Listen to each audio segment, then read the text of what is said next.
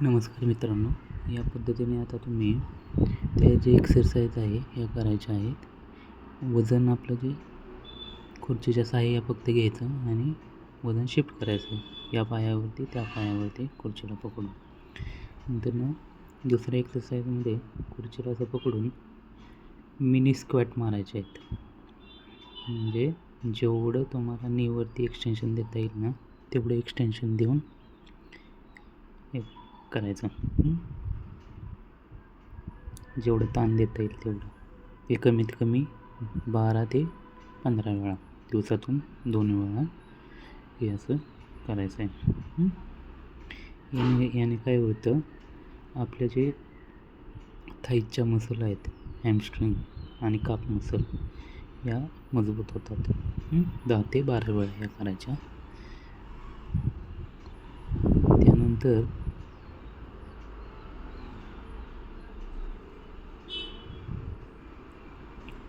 Next step सांगतो. Next स्टेपमध्ये काय करायचं,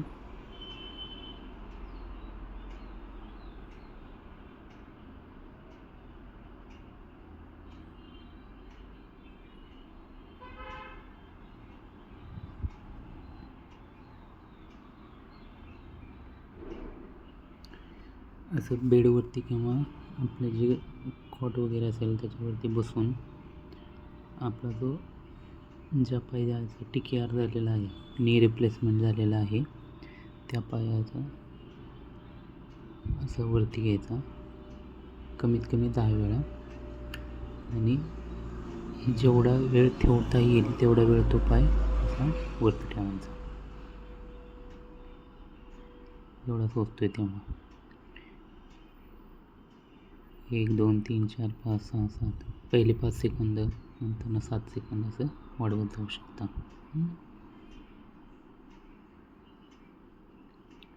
सेम दुसऱ्या पायाचा पण करा, जेणेकरून काय त्या पायाच्या पण मसल्स याच्यासोबत मजबूत होतील. ओके.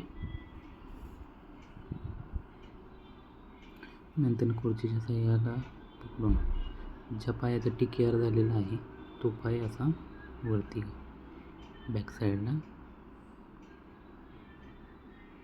फोल्ड करायचा.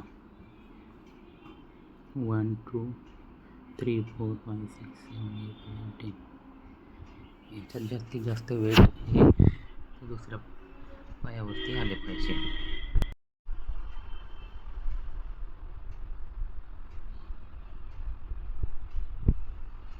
मिनिमम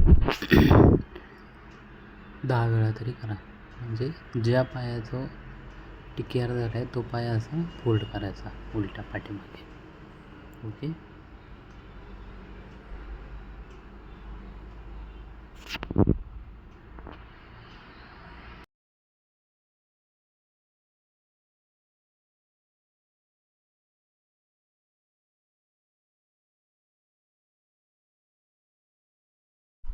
नंतर एका अंगावरती असं झोपायचं.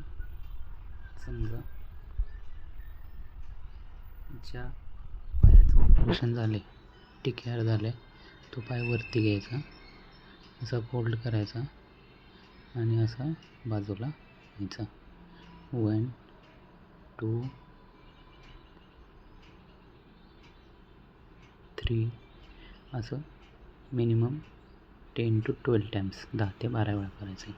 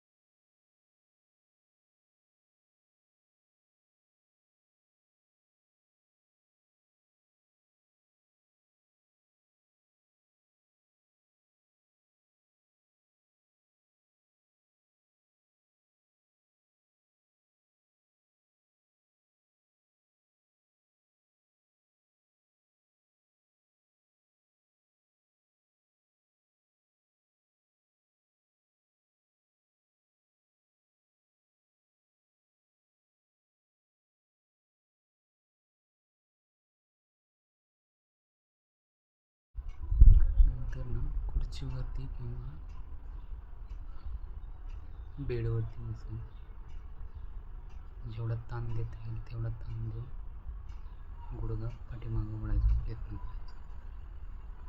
मिनिमम 10 ते 12 वेळा. ओके. आणि हा शेवटच्या याच्यामध्ये टाचेवरती पण ताण आला पाहिजे.